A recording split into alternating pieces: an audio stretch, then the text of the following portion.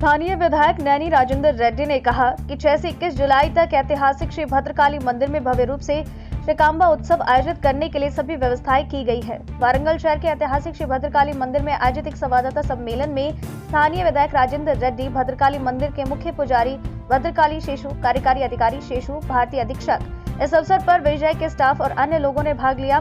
विधायक नैनी राजेंद्र रेड्डी ने कहा कि अम्बावारी शाकंभरी उत्सव का आयोजन इस महीने की 6 से 21 तारीख तक भव्य तरीके से किया जाना चाहिए, जैसा कि हर साल होता है। तेलंगाना वरंगल, नव भारत समाचार से कैमरामैन महेंद्र के साथ अक्रम की रिपोर्ट। वरंगल जिला ప్రజలందరూ కూడా అమ్మవారి ఆశీర్వాదాలు తీసుకొని అందరూ ఆయురారోగ్యాలు సుఖ సంతోషాలతో ఉండాలని మరోసారి మనము అమ్మవారిని కోరుకుందామని మనం చేస్తూ మరి గతంలో కూడా కరువు వాటిల్లినప్పుడు ఇలాగనే శాకంబరి నవరాత్రి ఉత్సవాలు నిర్వహించినప్పుడు మరి అమ్మవారి ఆశీర్వాదంతో ఆ కరువును నివారించగలిగిన శక్తులు అమ్మవారు ప్రసాదించడం వల్ల మనందరం కూడా సుఖ సంతోషాలతో ఉన్నామనేది గత పాలకులు కానీ గత చరిత్రలు చెప్తున్నాయి.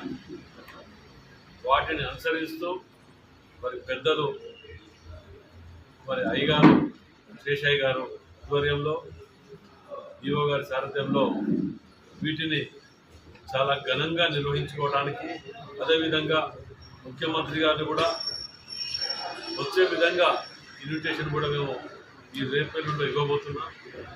ఇన్ఛార్జ్ మినిస్టర్ గారు కానీ లోకల్ మినిస్టర్లు అందరూ కూడా దీంట్లో పాల్గొంచుకొని ఈసారి మొట్టమొదటిసారి అధికారంలోకి వచ్చిన తర్వాత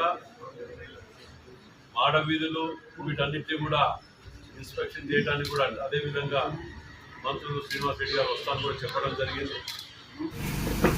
కాకతీయుల రాజధాని అయిన ఓరుగల్లు మహానగరంలో శ్రీ భద్రకాళి అమ్మవారి అద్భుతమైన దేవాలయం ప్రతిష్ఠితమై ఉన్నది.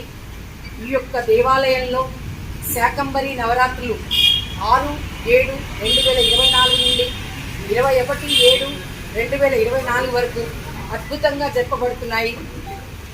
21వ తారీఖున శాకంబరిగా అమ్మవారు వివిధ రకాలైన కూరగాయలచే మరి వివిధ రకాలైన పళ్ళచే అమ్మవారు అలంకరింపబడి అద్భుతంగా మనకు దర్శనం ఇవ్వడం జరుగుతుంది.